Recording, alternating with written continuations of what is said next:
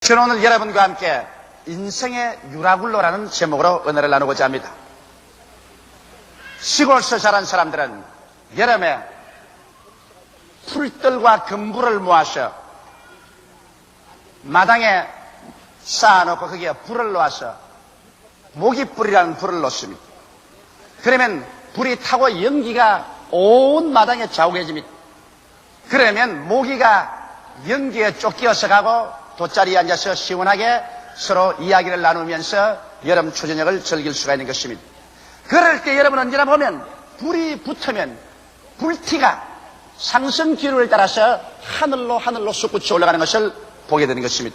성경에 욥은 말하기를 불티가 하늘로 올라간 것 같이 인생은 고난을 위해서 태어났다고 말한 것입니다. 이 말은 이 세상 아담과 하와의 자손으로 태어난 사람 중에서 일생을 살면서 한 번도 고난을 겪지 않고 살 사람은 없다는 것을 말하는 것입니다.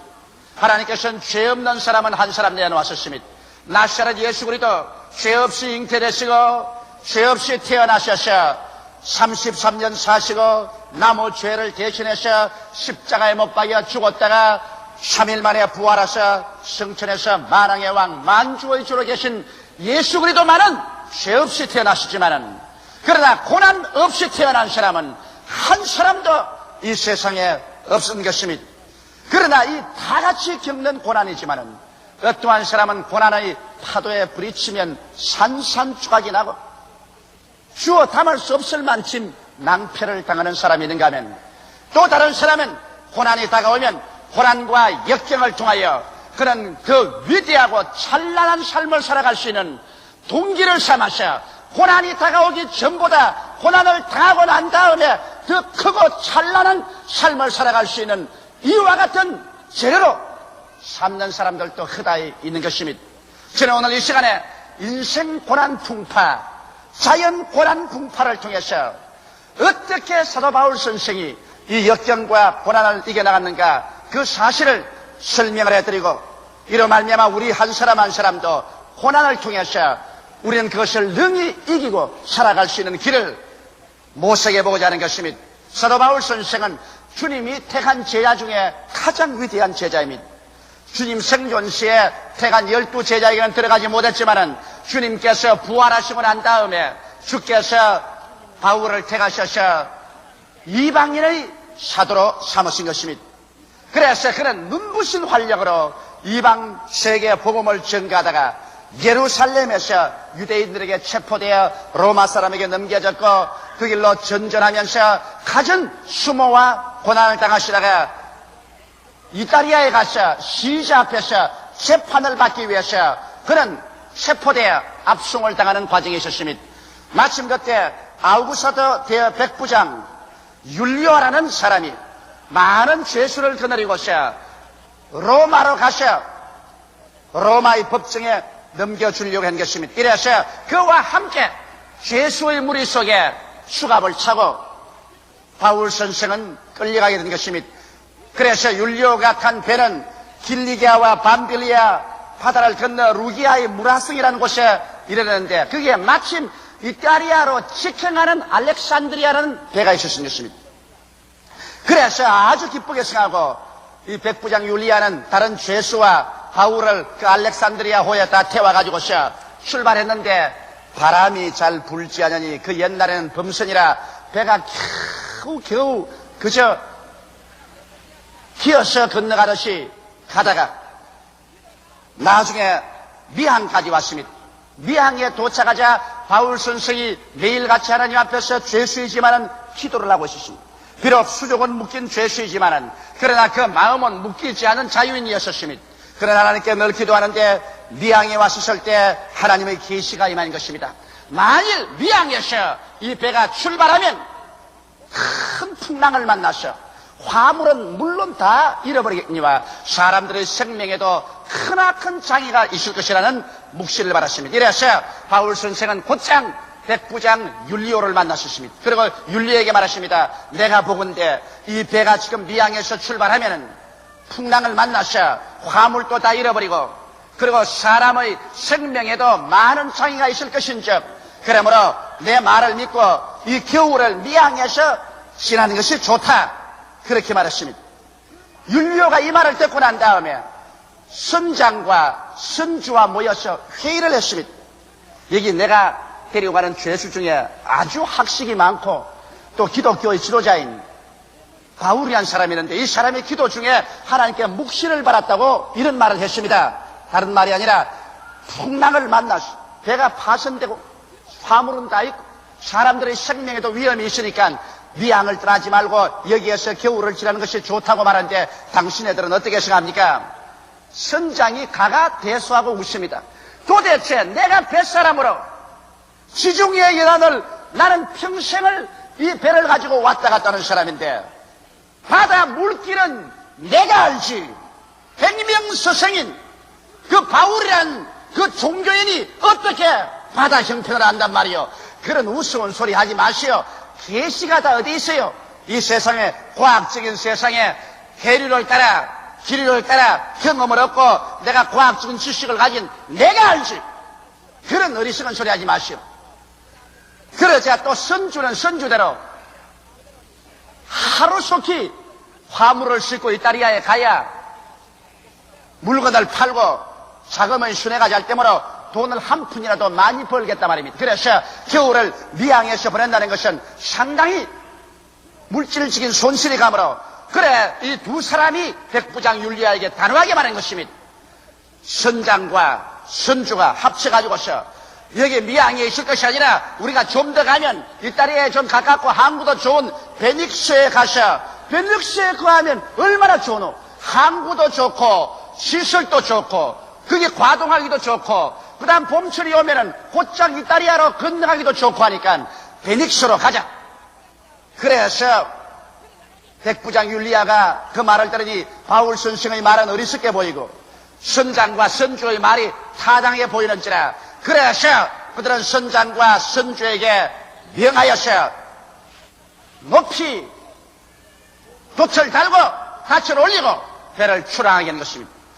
바울은 벌써 그들이 무서운 시련을 향해서 출항하는 것을 알고 있었습니다. 그러나 그것을 꿈에도 모르는 선장과 선주와 죄수들과 거기에 타고 가는 모든 선객들은 이게 양양해서 그래서 바람이 마치 불어오니 모든 것이 다 자기 이지되는 줄 알고 출발해 가다가 얼마 있지 않냐여 내륙지방에서 유라굴로라는 거센 폭풍의 바람이 휘몰아쳐 바다를 때리니 얼마 있지 않냐여 순식간에 바다는 지옥같이 변화되고 말한 것입니다. 파도는 새산더미같이 다가오고 그리고 바람은 천지를 변화시킬 만한 거센 소리를 내고서 다가오는 것입니다.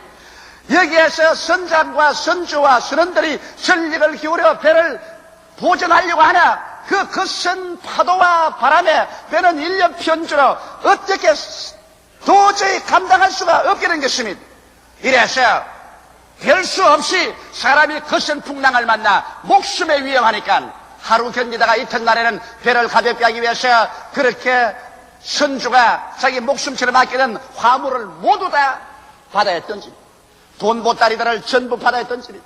선주는 눈물을 흘리면서 그 모든 화물을 던졌습니다. 그러고 난 다음에 사흘째 계속해서 바람이 불고 파도가 치고 천지가 칠흑같이 어둡고 온 세계가 뒤엎어지는 것 같으며 이제는 배의 기구조차도 배의 무거움으로 이 선장과 선원들이 자진해서 배의 기구조차 다 버리고 마는 것입니다. 이래서 배는 이제는 오직 배와 사람들만 타고서 목적도 방향도 없이 바람이 치면 불리는 대로 파도에 밀리면 밀리는 대로 하늘에 솟았는가 하면 지옥 바다까지 떨어진 같이 파도에 출렁이며 모든 사람들은 정신을 잃고 쓰러지고 이리 뒹굴고 저리 뒹굴며 토하고 처참한 전경이 벌어진 것입니다. 이것이야말로 생지옥의 비극적인 상황 속에 떨어지고 말한 것입니다. 그래서 그들은 유라굴라를 만나서 이제는 사경이 이른 것입니다.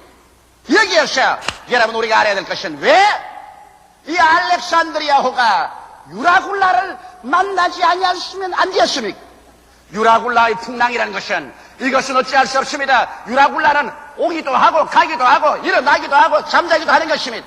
왜 구태여 알렉산드리아호가 유라굴라를 만나야만 되었습니까? 그 이유는 이 선장의 교만, 선조의 탐욕 때문인 것입니다. 만일 그들이 사도 바울 선생의 말을 듣고 하나님의 그 말 앞에 엎드려 하나님께 귀를 기울이고, 그래서 눈에는 아무 성가 안 보이고 귀에는 아무 소리 안 들리고 소리는 잡혀있는 것 없다고 할지라도 인간의 지혜나 인간의 지식이나 인간의 오만을 버리고 인간의 교만을 하나님 앞에 굴복시키고 인간의 탐욕을 하나님 앞에 굴복시켰더라면 유라굴라의 풍랑은 피할 수가 있었습니다. 하나님께서는 여러분과 내가 환난과 시험과 풍랑을 당해서 처참히 파괴되는 것을 원치 않기 때문에 이모로 저모로 미리 그것을 경고해 주시는 것입니다. 그러나 인간의 교만, 인간의 탐욕이 스스로 유라굴라를 향해서 걸어 들어간다는 것을 잊지 말아야 되는 것입니다. 여기에서 이 알렉산드리아라는 배가 처참하게 된 이유는 하나님을 원망할 수도 없고 선제 지변을 원망할 수도 없습니다. 이것은 오직 선장의 교만과 선조의 탐욕 때문에 그들만 스스로 절망 상황에 떨어진 것이 아니라 배에 탄 수많은 사람들을 한꺼번에 가장 처참한 절망으로 휘몰아치고 말한 것입니다. 이렇기 때문에 교만과 탐욕이 유라굴라를 부른다는 것을 잊지 말아야 되는 것입니다. 오늘날 여러분과 내가 사는 이 세상은 유라굴라의 풍랑에 휘몰아친 세상입니다. 어느 곳에 가나 여러분 죄가 없는 곳이 없고 미움이 없는 것이 없으며 사람은 불안과 공포에 떨고 처절하게 좌절하고 서로 살상하며 오늘날 세계가 언제 다시 한번 세계 제3차례의 비격적인 전쟁에 휘몰아쳐 들어가서 잿더미가 될지도 알 수가 없습니다. 나라마다 있는 힘을 다하여 백성들이 굶주릴지라도 총과 칼과 대포와 비행기와 폭탄을 준비하기에 여념이 없고 세계는 또다시 무서운 유라굴라의 풍랑을 향해서 나아가고 있는 것입니다.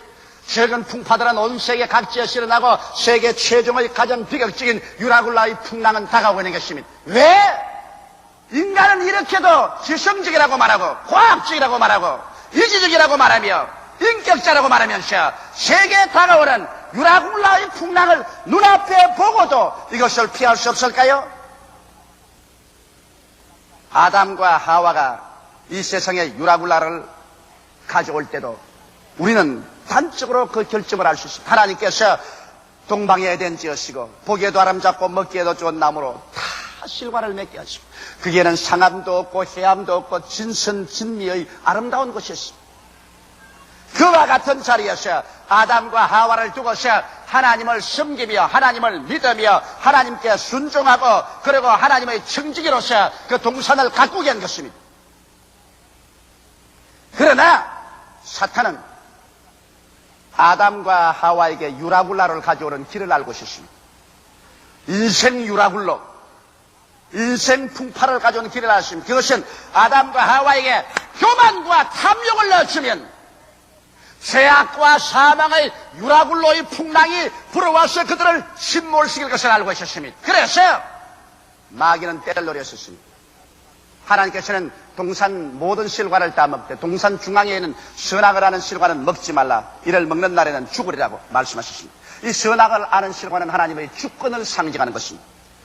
아담과 하와는 주권자가 아니요 주권적 소유자도 아니요 하나님의 종이요 하나님의 청지기로서 하나님을 섬기고 하나님을 순종하고 하나님을 믿고 하나님의 대리자로서 일하게 만들었기 때문에 이것 하나만은 분명히 하는 선악과 이것이 좋다 저것이 나쁘다 좋으니까 내가 선택하고 나쁘니까 내가 버린다는 주권적인 행위 이것만은 하나님의 것이고 그러므로 하나님의 주권을 존중하기 위해서 그것을 갖다 놓았습니다. 이것을 마귀가 악용한 것입니다. 아담과 하와가 에덴 동산에 있을 때 마귀가 와서 하와에게 말을 걸었습니다. 정말 하나님께서 동산의 모든 실과를 다 먹지 말라고 하느냐. 부정적인 방향으로 벌써 말을 찔러 넣었습니다. 하와가 대답하기는 아니라 동산에 있는 모든 실과는 다 먹되 동산 중앙에 있는 선악을 하는 실과는 먹지도 말고 만지도 말라 죽을까 하노라 하더라. 하나님 말씀을 정확하게 인용하지도 못했습니다. 그럴 때 마귀가 하는 말이 정면으로 부정해서 아니라 너희가 먹는 날에는 너희 눈이 밝아져서 너도 하나님처럼 될 것이라. 자, 교만입니다. 하나님처럼 주권자가 될 수 있다. 그래서 하와가 그 열매를 보니 먹음직하고 부함직하고 지혜를 얻기에 탐스럽게 한 겁니다. 탐욕입니다. 그래서 사람의 마음속에 교만이 심어지고 자기 분수를 넘어서 벌써 교만해지고 탐심이 들어오면 그때로부터 시작해서 유라굴라의 풍랑을 향해서 돌진합니다. 하와가 그 실과를 따먹었습니다. 그러고 난 다음 그 남편을 주워 먹게 하셨습니다. 마귀는 기뻐 뛰고 춤을 추면서 에린에 나갔지만은 그때로부터 아담과 하와는 유라굴라의 풍랑을 향해서 정면으로 뛰어들어가고 말한 것입니다. 무슨 유라굴라의 풍랑인 것입니까? 교만과 탐욕으로 말미암아 가져온 것은 하나님께 버림을 당하여 죄악의 유라굴라의 풍랑을 인류에게 몰아치웠으며 죄악의 결과로 다가오는 사망의 폭풍우를 몰아왔으며 그 뒤에 저주와 질병과 고난을 가지고 오고 말한 것입니다. 그래서 에덴에서 일어난 유라굴라의 폭풍우는 오늘날 인류 6천년의 역사를 통해서 세계 역사를 피로 물들이고 피의 강과 피의 바다를 만들었으며 역사의 페이지를 피로서 찍어서 짙게 만들어놓은 유라굴라의 풍랑의 희생자들이 되고 말게 한 것입니다.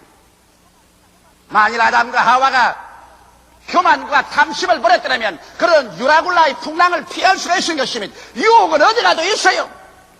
유혹을 원망할 수 없습니다. 유라굴라의 풍랑을 만나는 것은 바깥의 유혹 때문에 그런 것도 아니고 환경이 나빠서 그런 것도 아니고 내 속에 교만과 탐욕이 들어오면 어느 곳이나 유라굴라의 폭풍우를 휘몰아쳐 오게 되는 것입니다. 오늘날 나는 수많은 사람들이 파탄하는 것을 보아왔었습니다. 25년여의 목회 생활을 통해서 정말 하나님의 축복을 받고 아름답게 행복하게 되는 가정이 일시에 처참한 시련이 가정에 불어와서 파탄내는 것 보았습니다. 왜? 남편의 마음속에나 아내의 마음속에 교만과 탐욕이 들어오자 유라굴라의 풍랑이 가정을 산산조각 내는 것 보았습니다. 사업가들이 사업을 잘해 나갑니다. 이런 상태로 나가면 얼마 있지 않아야 참 훌륭하게 사업도 잘 되고 깊은 뿌리가 박힐 것이라고 생각하는데 갑자기 이 사람의 마음속에 유혹이 들어와서 그만 스스로 교만해져서 머리를 내어 흔들기 시작하고 그 다음 탐욕이 들어와서 자기 분수를 넘어서 손을 내어 밀고 빚을 갖다 놓고 차관을 가져오고 투자를 하고 야단법석을 해서 제일 처음에 흥청망청합니다. 그러나 벌써 운명은 결정되었습니다. 왜? 교만과 탐심이 있는 곳에는 유라굴라의 풍랑이 벌써 다가오기 시작하는 것입니다. 아는 게 아니라 얼마 있지 않다가 유라굴라의 풍랑을 만나서 부도가 나고 파산이 나고 수많은 사람에게 충격을 갖다 오고 끔찍한 유스거리가 되고 처참한 파탄이 다가오는 것입니다. 인생에게 가장 무서운 여러분 두 가지 죄가 교만과 탐욕인 것입니다. 교만은 패망의 선봉이요 멸망의 앞장이며 탐심은 우상 숭배이기 때문에 하나님께서는 이 교만과 탐욕 이 두 가지를 용납하지 않습니다. 마귀는 바로 교만과 탐욕의 완전히 뭉쳐진 것입니다. 이렇기 때문에 오늘 이 시간에 여러분과 나의 미래에 관해서 우리가 점쳐볼 필요 없습니다. 내 마음속에 장차 내가 하나님의 축복과 은혜 가운데서 영혼이 잘됨같이 범사에 잘되며 강건하고 생명을 얻되 넘치게 얻으며 살 것이냐, 그렇지 않으면 연속적인 유라굴라의 풍랑을 크고 작은 것 만나서 박살이 날 것이냐, 이것은 내 속에 교만이 있느냐 탐욕이 있느냐 이것을 따져보고 교만과 탐욕을 깨뜨리고 하나님의 그 발 앞에 엎드리면 유라굴라의 풍랑을 피할 수가 있게 되는 것입니다. 그러면 나는 유라굴라를 극복한 바울에 대해서 말씀해 드리겠습니다. 모든 사람들이 알렉산드리아호에서 절망에 처했을 때 유라굴라를 만나시나 그 유라굴라 속에서 홀로 바울 선생만은 승리자로 일어나서 약 풍랑을 만난 14일 이후에 바울은 일어나서 위대한 그 말씀으로 그 속에 있는 사람들을 격려하고 위로하고 삶의 길로 이끌어진 것입니다. 거기에서 바울이 제일 먼저 일어서 하는 말은 뭐냐면, 여러분이 이제 안심하라. 나의 속한 바 나의 섬기는 하나님께서 천사를 간밤에 보내서 내게 말씀하기를 이 배는 잃어버리나 너희들에게 생명의 손상은 없을 것이라고 말했다. 나는 하나님이 말씀한 그대로 믿노라. 이 말 속에 유라굴라를 극복한 바울 선생의 위대한 신앙 철학이 들어있는 것입니다. 첫째로 바울 선생은 당신의 소속이 분명했습니다. 바울은 말하기를 나의 섬기는 나의 속한 바 하나님. 오늘날 아담과 하와의 자손은 하나님께로부터 쫓김을 받고 버림을 받고 나온 이유로 자기의 소속을 잃어버리고 말한 것입니다. 어디에서 와서 무엇 때문에 살며 어디로 가는지 알지 못하기 때문에 자기가 소속된 것을 모르므로 그저 자기 중심으로 살아서 자기의 지식, 자기의 지혜, 자기의 수단, 자기의 방법, 자기의 주목을 믿고 교만해지는 것입니다. 소속이 분명해지면 교만해질 길이 없는 것입니다. 바울 선생께서는 하늘과 땅과 세계와 그 가운데 모든 것을 지으신 하나님께 나는 속해 있으며 하나님의 아들 예수 그리스도께서 나를 위하여 십자가에 못 박여 몸짓고 피 흘려서 그 값으로 나를 사주었기 때문에 나는 값주고 산 하나님께 소속한 하나님의 노예요, 하나님의 종이요, 하나님 나라의 청지기로서 일한다. 이러므로 그 소속이 분명해지기 때문에 바울의 마음속에 교만이 있을 수가 없는 것입니다. 그는 하나님이 일어나라면 일어나고 앉으라면 앉고 가라면 가고 오라면 오는 하나님의 지혜와 하나님의 지식과 하나님의 선하고 나쁘다는 결정을 따라서 행하는 소속이 분명한 하나님께 속한 사람이었습니다. 오늘 여러분과 나의 성애가 소속이 분명하면 잘못되었다가도 곧장 돌아오는 것입니다. 나침판이 분명히 있으면 길을 잘못 가면 돌아와요. 우리는 하나님 중심의 생활이 마음속에 잡혀있으면 우리가 조금 방향을 잘못 잡아서 교만과 탐욕으로 갔다가도 즉시 회개하고 깨닫고서 본부로 돌아오기 때문에 약간 유라굴라를 당했다가도 그대로 돌아와서 안전한 항구로 돌아오게 되는 것입니다. 이러므로 소속이 분명해야 돼요.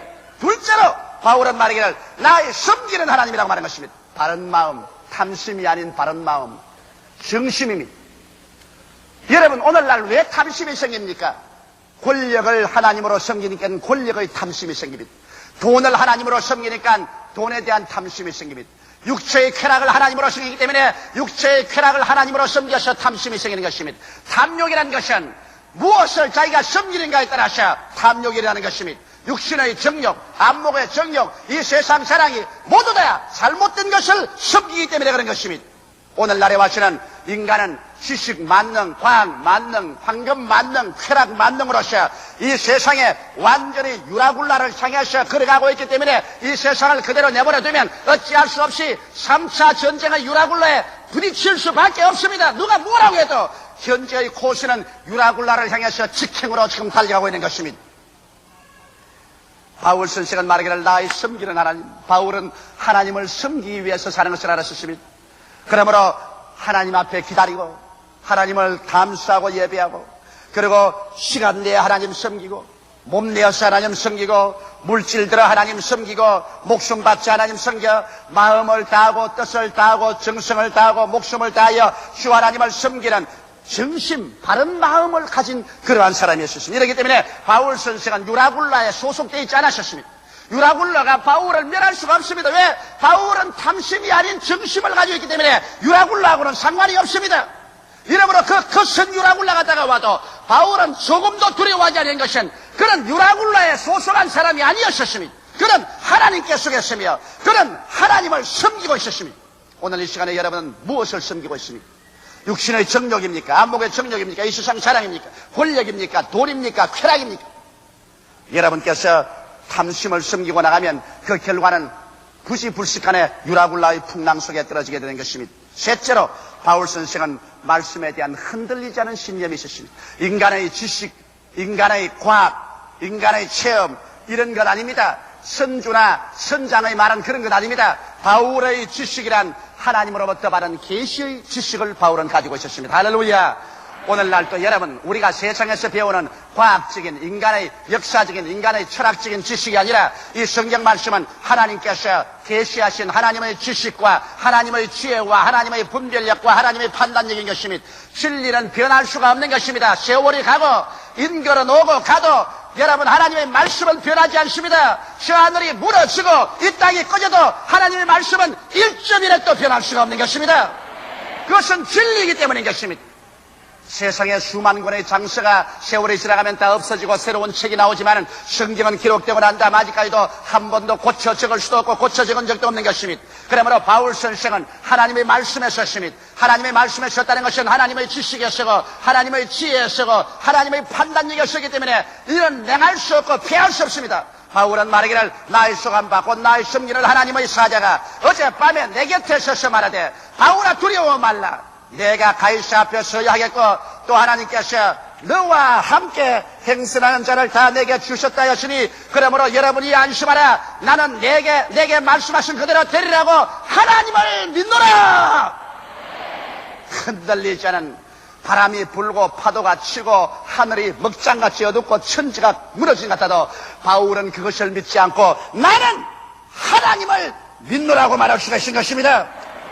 이러므로 바울 선생은 유라굴로에 속하지 않으셨습니다. 그는 교만하지 않았고 탐심이 없었고 말씀에 서서 그는 유라굴라를 능히 극복하고 그와 함께 탄 사람조차 다 구출하여 섬에 도착하고 로마까지 바울 선생은 그들을 안심하게 이끌어갈 수 있는 영의 지도자가 되었고 마음의 지도자가 되었으며 그들의 생명의 은인이 될 수가 있는 것입니다. 사랑하는 성도 여러분, 오늘날 여러분과 나는 이 생을 살면서 유라굴라의 혹독한 풍랑에 부딪혀 피투성이가 될 수도 있고 이를 피하고 승리할 수도 있는 것입니다. 인생을 살아갈 동안 유라굴라 같은 풍랑을 전혀 경험하지 않을 수는 없지만은 그러나 이와 같은 풍랑을 미연에 방지하거나 그 풍랑을 잠잠케 한 유일한 길이 있습니다. 이것이 하나님 앞에 나아가서 예수 그분 앞에 무릎을 꿇고 교만을 회개하고 탐욕을 버리고 주께로 돌아오면 유라굴라의 풍랑은 잠잠해지고 여러분은 유라굴라의 풍랑의 고수를 피해서 여러분은 안전한 항해를 하고 영혼이 잘됨같이 범사의 잘됨에 강렬하고 생명을 얻되 넘치게 있는 삶을 살 수가 있게 되는 것입니다. 이러므로 오늘 이 시간에 모두 다 바울과 같은 성도 되기를 주의 이름으로 축원합니다. 기도드리십시오. 살아계신 하나님 아버지, 우리 다 오늘 예수 그리스도를 구주로 모시고 우리의 소속이 분명하고 우리의 섬기는 것이 분명하고 말씀에 대한 믿음이 확실하여 유라굴라의 풍랑을 피하고 이기고 나가는 우리 성도들이 다 되게 하여 주시옵소서. 인생 풍파의 유라굴라에 산산조각으로 깨어지는 자 없게 하여 주시옵소서. 예수님 이름으로 기원하옵나이다. 아멘.